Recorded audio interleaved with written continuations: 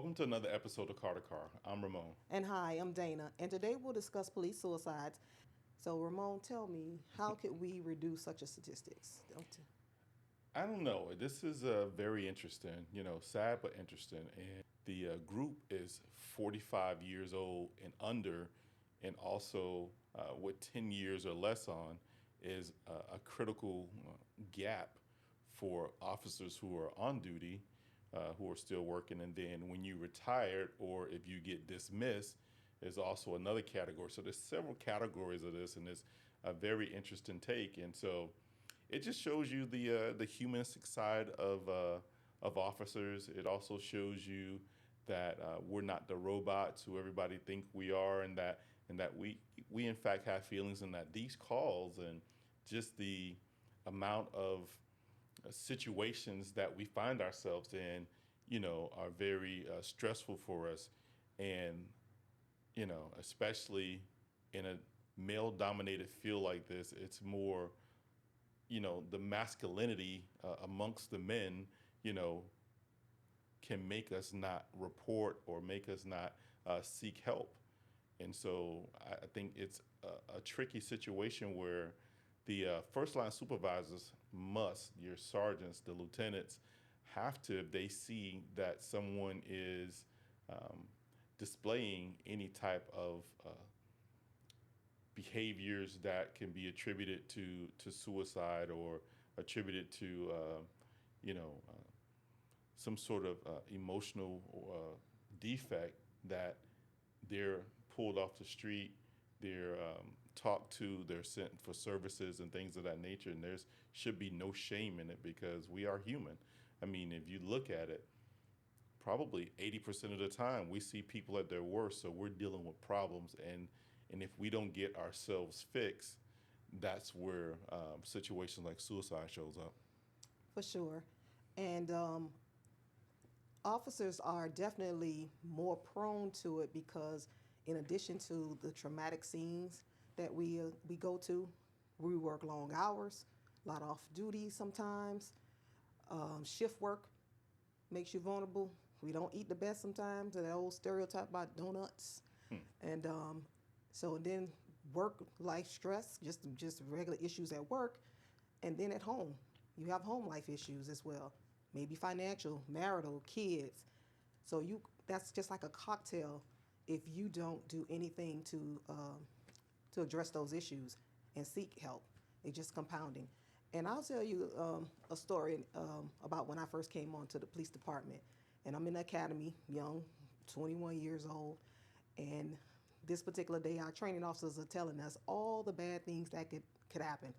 And it's like, okay, you're going to be number one in divorce. Number one, you're going to drink. You're going to possibly use drugs. Just all these things. Now, who want to be a police officer? And we all say, yeah. And one of the things that they did not do back then was tell us how. They told us all the bad things that would happen because of what we would see on the street, but they didn't give us strategies on how to address those issues. They didn't talk about it in the academy about the employment assistance programs and stuff like that. We didn't have peer-to-peer groups. And they didn't even mention chaplains, because we always had police chaplains, but they didn't mention to us on how to navigate those different nuances. And so now we're doing a better job with mental health in policing now. But obviously, it's still a problem, so that lets us know that there's work that still needs to be done.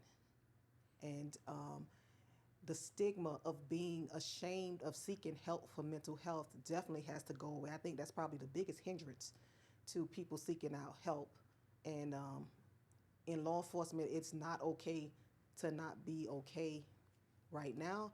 And I think we could save more people if we realize that it's okay not to be okay. So I agree. I remember once walking up on someone who I felt was a very strong individual. They fought, they were a very strong police officer. They were very tactical. They were, you name it, they were that person. And one day I bumped into them, and saw them, and they were looking down, and they had recently gotten into some trouble at work, and so they didn't know what direction um, the department was going to go with their job. And so me and this person sometime will be at odds, and weren't always on the same page. But, you know, my humanity kicked in. I put aside Ramon and maybe the beef that me and this person had, and just saw this officer as a person. And I was like, "Hey, man, are you okay?"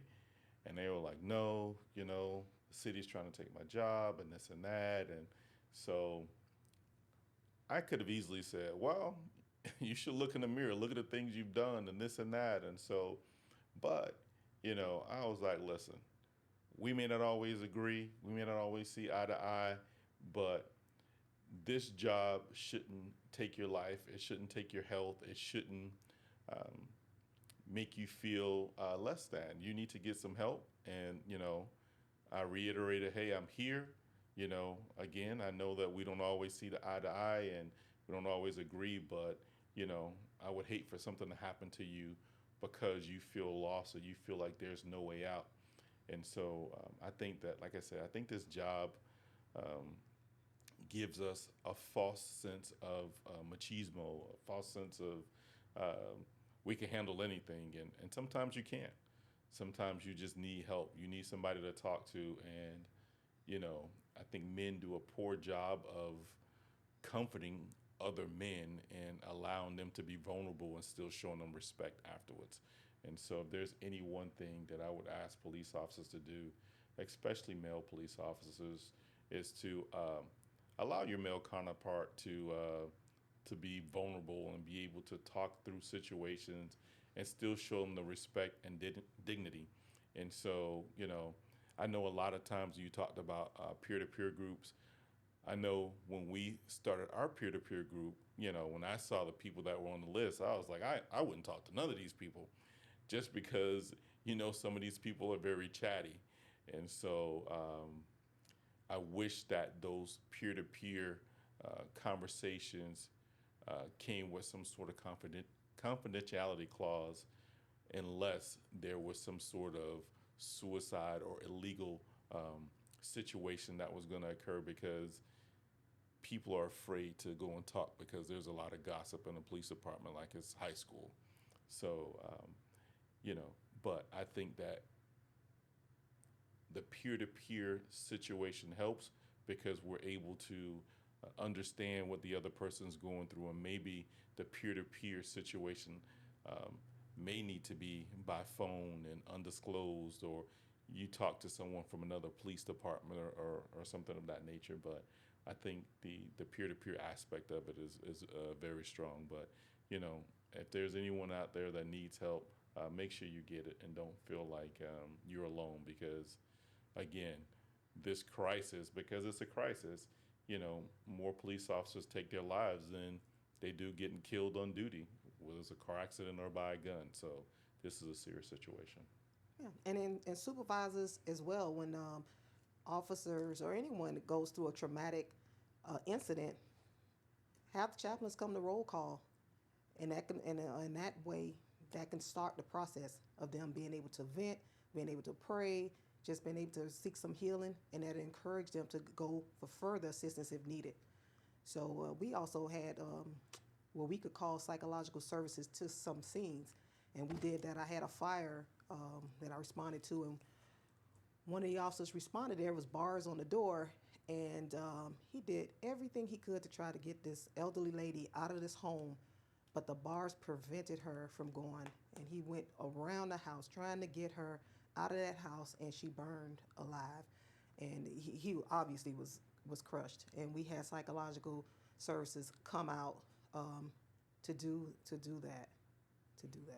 And one thing I'll give the fire department too, just a shout out to the fire department. The fire department does that very well. They have a very strong peer-to-peer group, because they, you know, obviously they you know, front first line responders, first responders who see a lot of traumatic stuff. So they do a good job with that, and they provided assistance before the psychological services got out there on that scene.